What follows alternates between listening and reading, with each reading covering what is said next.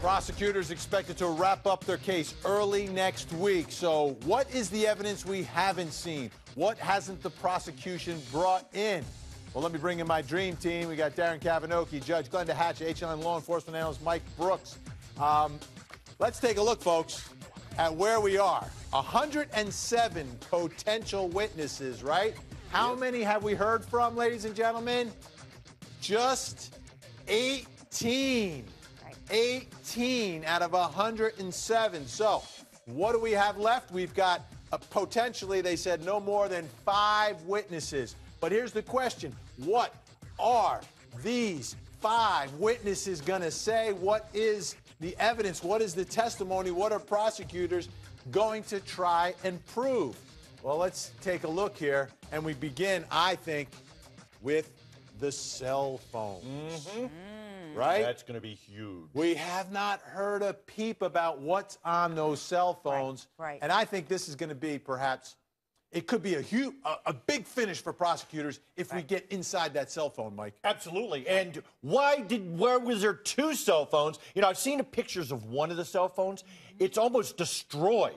How did it get that way? You know, so maybe was it thrown? Did somebody throw a cell phone at somebody else? We don't know, but there is some information on this cell phone that I think the prosecution is going to probably say could be a motive for the shooting. Well, let me throw this at it. Here's a close-up of one of those cell phones, so you can see how it's scratched up and it looks a little bit damaged there. Now, what could be on that cell phone? This is something that a lot of people were reporting last week. There was no testimony about it, but if you look really closely, some of the folks in the courtroom could see that on the searches done on the phone, allegedly, on the iPad, one of them was for pornography, Your Honor. Do you think we hear about Pistorius and pornography next week to try to get towards some motive or what was happening in that house? I think we will. I think we will. And I think that, you know, Mike is exactly right. If there were text messages from somebody that one of them dated in the past and they started arguing, I think that that's going to be a real big piece for them. But I hope it's not a dud, because if it's a dud, the prosecution needs to pull back from it.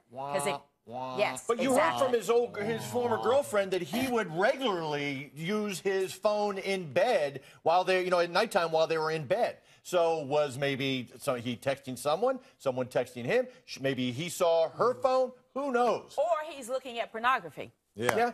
Darren Kavanaugh, do they have to go here? Do they have to go here? Motive for this judge to try to figure out what was happening between these two on Valentine's Day? Yeah, I think you do need to give the judge some theory or some theme of the case, and this has been something that we've talked about and struggled with, that in this context, where we just have a court trial, and in the South African system, it's very different than what we experience in the U.S., where we begin with opening statements, and each side lays out a roadmap of what they expect the evidence to show, and here we're largely in the dark. One of the things that's really disconcerting, though, is this enormous number of potential witnesses, and we hear that there's only 5 left. When there's been a radical shift in the prosecution's case during trials that I've been involved in, it's usually a sign of enormous weakness, that things aren't turning out the way that prosecutors expect.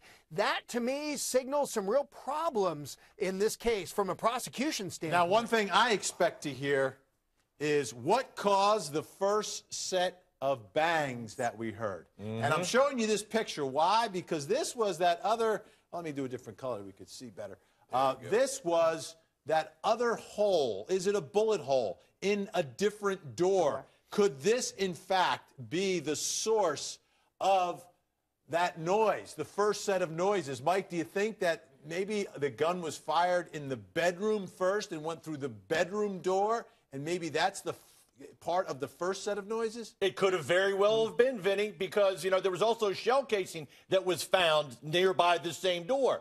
You know, and it's a long way to kick a shell casing from back where the other shots were fired to this door. I agree with you. And from where I'm sitting, prosecutors purposely didn't tell the judge what the first set of noises, because they had legal argument about it all, and the defense says, no, first set are the gunshots, the last set is the cricket bat hitting the door, and then the prosecutor said, I put to you, Your Honor, that, you know, the last set are the guns, not the cricket bat, like the defense says, and the first set is, we'll get to it.